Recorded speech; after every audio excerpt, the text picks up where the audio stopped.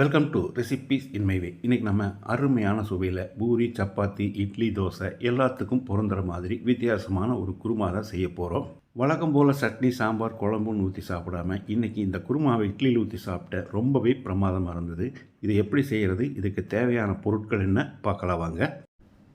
Mixie ஜாரில் 2 table spoon பொட்டுக்கடலை, 1 teaspoon சோம்பு, 1 டீஸ்பூன் கசகசா, 1 டீஸ்பூன் மல்லி, இதை கண்டிப்பாக சேர்த்துக்கோங்க.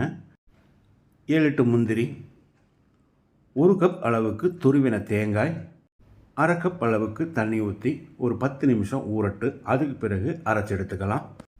வாணலியில் 2 டேபிள் ஸ்பூன் எண்ணெய் ஊற்றிக்கலாம். 2 துண்டு பட்டை, 4 கிராம்பு, 3 ஏலக்காய், மீடியம் சைஸில் 2 பெரிய வெங்காயம் நீள வாக்கில் நறுக்கினது, 1 கொத்து கறிவேப்பிலையும் போட்டு பிரட்டி விட்டுறலாம்.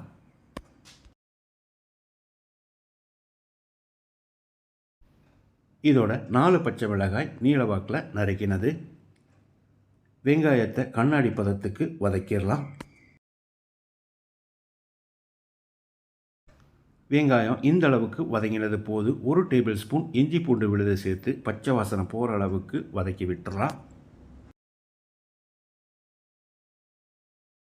1/4 கிலோ அளவுக்கு 3 உருளைக்கிழங்க, 1 டேபிள் ஸ்பூன் உப்பு சேர்த்து குக்கரில் 4 விசில் விட்டு தோல் எடுத்துட்டு மசிச்சு வச்சுருக்கேன். மசித்த இந்த உருளைக்கிழங்கை வாணலியில் போட்டுடலாம். ஒரு 30 செகண்ட் இதை பிரட்டி விட்டுடலாம். கொஞ்சமாவது புளிப்பு சுவை இருந்தால் தான் டேஸ்ட்டாக இருக்குது. ஒரு தக்காளியை நறுக்கி வச்சுருக்கேன், இதை போட்டுக்கலாம். தக்காளியை முதல்லையே சேர்த்துட்டோம் அப்படின்னா கலர் மாறி போகும். 1 நிமிஷம் வதக்கி விட்டுடலாம். இப்போ இதில் நம்ம அரைச்ச தேங்காயை ஊற்றிடலாம். கூடவே தேவையான அளவுக்கு தண்ணி சேர்த்துக்கலாம். இன்னும் கூட இதில் தண்ணி சேர்க்கணும். முந்திரி, பொட்டுக்கடலை எல்லாம் சேர்த்துருக்கிறதால குருமா திக்காக கிட்டத்தட்ட 3 கப் அளவுக்கு நான் தண்ணி சேர்த்துருக்கேன். 1 டேபிள் ஸ்பூன் உப்பையும் சேர்த்து கலந்து விட்டு கொதிக்க விட்டுறலாம்.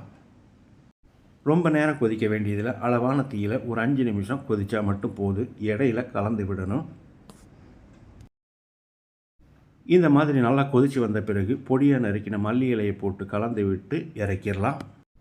ரொம்ப சுலபமாக அருமையான சுவையில் நான் செஞ்சுருக்கிறேன் இந்த உருளைக்கிழங்கு வெள்ளை குருமாவை இதே மாதிரி இதே அளவுகளோடு நீங்கள் செய்து பாருங்கள். இந்த வீடியோ பிடிச்சிருந்தால் லைக் பண்ணுங்கள், கமெண்ட் பண்ணுங்கள், ஷேர் பண்ணுங்கள்.